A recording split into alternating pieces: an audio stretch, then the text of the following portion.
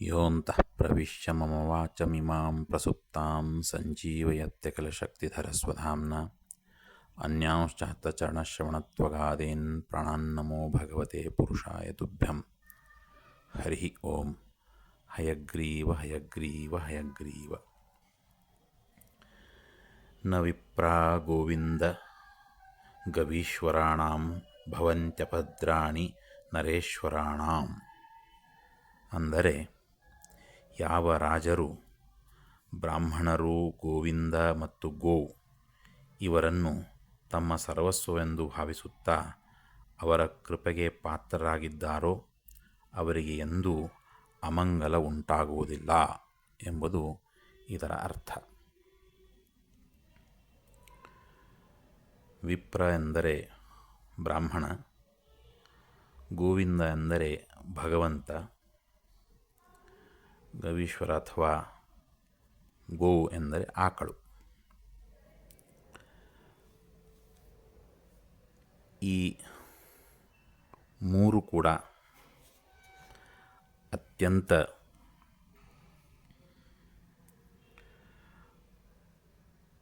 ಸಜ್ಜನರ ಹಿತಕ್ಕಾಗಿ ಇರುವಂಥವರು ಅಂತ. ಬ್ರಾಹ್ಮಣರು ಅವರ ಒಂದು ಮೂಲ ಮಂತ್ರವೇ ಸರ್ವೇ ಭವಂತು ಸುಖಿನಃ ಎಂಬುವಂಥದ್ದು. ಹಾಗಾಗಿ ಎಲ್ಲರ ಸುಖವನ್ನು ಬಯಸುವಂಥವರು. ಅದರಂತೆ ಗೋವಿಂದ ಭಗವಂತ ತನ್ನನ್ನು ಯಾರು ಅತ್ಯಂತ ಭಕ್ತಿಯಿಂದ ಪೂಜಿಸ್ತಾರೋ ಅವರಿಗೆ ಸಮಸ್ತವಾದಂತಹ ಅನುಗ್ರಹವನ್ನು ಮಾಡುವಂಥವನು. ತಾನೇ ಸ್ವತಃ ಭಗವದ್ಗೀತೆಯಲ್ಲಿ ಭಗವಂತ ಹೇಳ್ತಾನೆ, ಅನನ್ಯಾಶ್ಚಿಂತಯಂತೋ ಮಾಂ ಯೇ ಜನಾ ಪರ್ಯುಪಾಸತೆ ತೇಷಾಂ ನಿತ್ಯಾಭಿಯುಕ್ತಾನಾಂ ಯೋಗಕ್ಷೇಮಂ ವಹಾಮ್ಯಹಂ ಅಂತ. ಅವರ ಎಲ್ಲ ಒಂದು ಯೋಗಕ್ಷೇಮವನ್ನು ನಾನು ನೋಡಿಕೊಳ್ತೇನೆ ಅಂತ ಆಶ್ವಾಸನೆಯನ್ನು ನೀಡಿರುವಂತಹ ಭಗವಂತ ಆತನೇ ಗೋವಿಂದ. ಮತ್ತು ಗೋವು ಅಂದರೆ ಆಕಳು. ಉಚ್ಚ ನೀಚ, ಶ್ರೀಮಂತ ಬಡವ, ಬೇರೆ ಬೇರೆ ಜಾತಿಯವ ಎಂಬ ಯಾವುದೇ ರೀತಿಯ ಭೇದ ಭಾವ ಇಲ್ಲದೆ ಯಾರು ಅದಕ್ಕೆ ಆರೈಕೆ ಮಾಡಿ ಹುಲ್ಲು ಮುಂತಾದಂಥದ್ದು ಹಾಕಿ ನೀರುಣಿಸ್ತಾರೋ ಅಥವಾ ಹಾಗೆ ಮಾಡದೇ ಇದ್ದವರಿಗೂ ಕೂಡ ಅತ್ಯಂತ ಪ್ರೀತಿಯಿಂದ ಹಾಲುಣಿಸುವ ಕಾರ್ಯವನ್ನು ಮಾಡುವಂಥದ್ದೇ ಗೋವು. ಹೀಗೆ ಈ ಮೂವರು ಕೂಡ ಬ್ರಾಹ್ಮಣ, ಗೋವಿಂದ ಮತ್ತು ಗೋ ಇವರಿಂದ ಎಲ್ಲ ರೀತಿಯ ಸಮಾಜಕ್ಕೆ ಉಪಕಾರಕವೇ ಹೊರತು ಅಪಕಾರಕ ಇಲ್ಲ. ಹಾಗಿದ್ದರೂ ಯಾವುದೋ ಒಂದು ಕಾರಣದಿಂದ ವಿನಾಕಾರಣ ಕೆಲವು ಜನ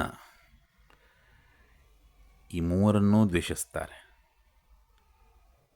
ಬ್ರಾಹ್ಮಣನನ್ನು, ಭಗವಂತನನ್ನು ಹಾಗೂ ಗೋವನ್ನು. ಆದರೆ ಶಾಸ್ತ್ರ ಹೇಳುತ್ತದೆ ಹಾಗೆ ಮಾಡಬಾರದು ಅಂತ. ಯಾವ ರಾಜ ಈ ಮೂವರಲ್ಲಿ ಭಕ್ತಿ ಗೌರವವನ್ನು ಇಟ್ಟಿರ್ತಾನೋ ಆತನಿಗೆ ಎಂದೂ ಅಮಂಗಲ ಆಗುವುದಿಲ್ಲ ಅಂತಂದರೆ ಅದರ ಅರ್ಥ ಆ ಇಡೀ ರಾಜನ ರಾಜ್ಯದಲ್ಲಿ ಯಾವುದೇ ರೀತಿಯ ಅಮಂಗಲ ಆಗೋದಿಲ್ಲ ಅಂತದರ ಅರ್ಥ. ಹಾಗಾಗಿ ಸಮಾಜದ ಎಲ್ಲ ಜನರು ಯಾವುದೇ ರೀತಿಯ ಅಮಂಗಲ ಇಲ್ಲದೆ ಉತ್ತಮ ರೀತಿಯ ಜೀವನವನ್ನು ನಡೆಸಲಿಕ್ಕೆ ಅತ್ಯಂತ ಸುಲಭವಾದಂಥ ಮಾರ್ಗ ಅಂದರೆ ಬ್ರಾಹ್ಮಣ, ಗೋವಿಂದ, ಗೋ ಈ ಮೂವರನ್ನು ಗೌರವಿಸಬೇಕು. ಹಾಗೆ ಮಾಡಿದಾಗ ಮಾತ್ರ ಸಮಾಜದಲ್ಲಿ ಸಮೃದ್ಧಿಯನ್ನು ಕಾಣಲಿಕ್ಕೆ ಸಾಧ್ಯ ಆಗ್ತದೆ ಎಂಬುವಂಥದ್ದು ಶಾಸ್ತ್ರದ ಸಂದೇಶ. ಇದನ್ನು ಅರಿತು ಕೆಲವರು ವಿನಾಕಾರಣ ಅವರ ಮೇಲೆ ಆಕ್ಷೇಪಗಳನ್ನು ಮಾಡ್ತಾರೆ.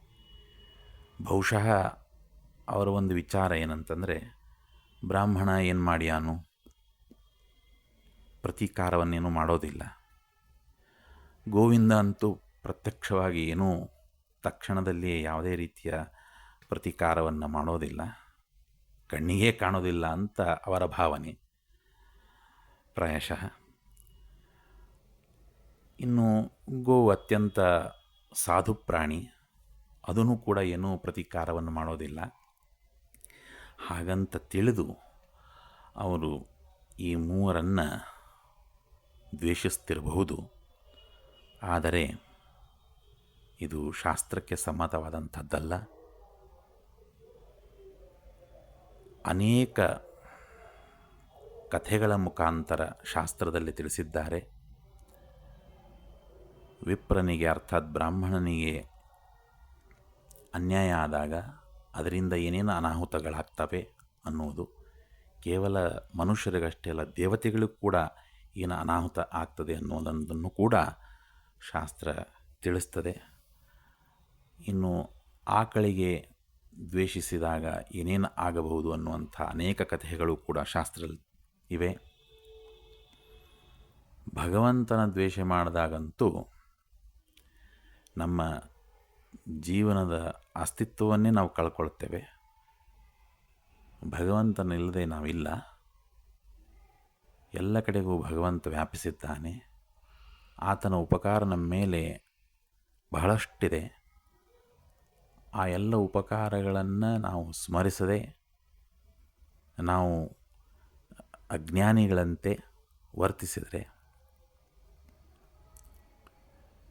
ನಮಗೆ ನಿಶ್ಚಯವಾಗಲು ಅಮಂಗಲ ಕಟ್ಟಿಟ್ಟ ಬುತ್ತಿ. ಹಾಗಾಗಿ ಯಾರು ನಮ್ಮನ್ನು ಅನುಗ್ರಹಿಸ್ತಾರೋ ಅವರ ಉಪಕಾರ ಸ್ಮರಣೆಯನ್ನು ನಾವು ನಿರಂತರ ಮಾಡ್ತಾ ಇರಬೇಕು. ಹಾಗೆ ಮಾಡದೇ ಇದ್ದರೆ ಕೃತಜ್ಞ ಅಂತ ಹೇಳ್ತಾರೆ. ಕೃತಜ್ಞನಿಗೆ ಯಾವುದೇ ರೀತಿಯ ಒಂದು ಪ್ರಾಯಶ್ಚಿತ್ತವೂ ಕೂಡ ಶಾಸ್ತ್ರದಲ್ಲಿ ಹೇಳಿಲ್ಲ. ಹಾಗಾಗಿ ಕೃತಜ್ಞರಾಗದೆ ಅತ್ಯಂತ ಕೃತಜ್ಞತೆಯಿಂದ ಈ ಮೂವರನ್ನು ನಾವು ಪರಿಪರಿಯಾಗಿ ಗೌರವಿಸಿದಾಗ ಮಾತ್ರ ಅವರ ಪ್ರೀತಿಗೆ ಪಾತ್ರರಾದಾಗ ಮಾತ್ರ ನಮ್ಮ ಉಳಿವು ಅನ್ನೋದನ್ನು ತಿಳಿದುಕೊಳ್ಳಬೇಕು ಅನ್ನೋದೇ ಶಾಸ್ತ್ರದ ಮರ್ಮವಾಗಿದೆ. ಈ ನಿಟ್ಟಿನಲ್ಲಿ ನಾವು ಪ್ರಯತ್ನವನ್ನು ಮಾಡೋಣ ಅಂತ ಹೇಳ್ತಾ ಭಾರತೀಯ ರಮಣ ಮುಖ್ಯ ಪ್ರಾಣಾಂತರ್ಗತ ಶ್ರೀಕೃಷ್ಣಾರ್ಪಣಮಸ್ತು. ನಮಸ್ಕಾರ.